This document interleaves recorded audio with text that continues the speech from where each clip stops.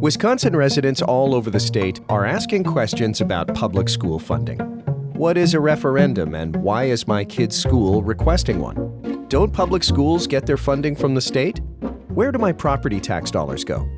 These are important and timely questions for residents in your district, and the answers may surprise you.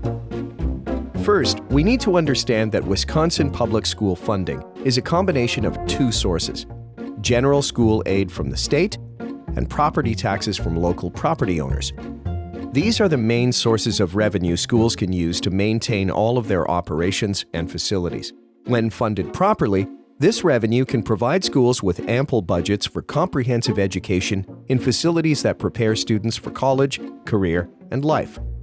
However, in 1993, Wisconsin implemented a school district revenue limit. Most revenues, which are used for operational costs like curriculum, salaries, routine maintenance, and transportation, now have a ceiling that's been legally enforced by the state, regardless of the source of those dollars. This means that even if a district's local property taxes are raised, the school's state aid may decrease proportionately so as not to exceed its revenue limit. Unfortunately, initial revenue limits were based on what districts spent the prior year. This means that if a district happened to be frugal with their spending in 1992, their cap was based on a budget that may not be adequate for an average year, much less for years when larger expenses were necessary. And revenue limits have not increased nearly enough to keep up with inflation and the rising costs of operations. So why would the state impose such limits? Don't they value education?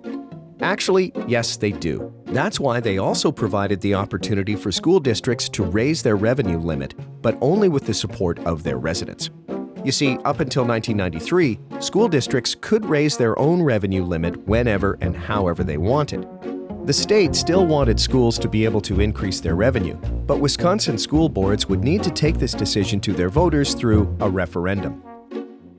When voters pass a referendum, they are effectively telling the state that they support their school district enough to increase its funding, even if that means increasing their own property taxes. But not all referendums result in higher property taxes. In some cases, old debt may be replaced with new debt, resulting in no tax changes or even a decrease. In most cases, though, a slight increase in individual property taxes can result in a substantial overall increase in the amount of funding available for a district to use on year-to-year operations or bond projects like deferred maintenance needs. But no changes to the revenue limit can take place without voters approving a referendum question on their ballot. What about when local property taxes get increased but there's no referendum? Local property tax is a key component of revenue for all local government, but unless a referendum is passed which stipulates an amount designated for schools to exceed their state-imposed limit, none of that increase will go toward the district's schools. This referendum process is helping hundreds of school districts across the state keep up with the inflation of fixed costs. And it's by design. Residents want to invest in their children's education. This is how they are able to do it.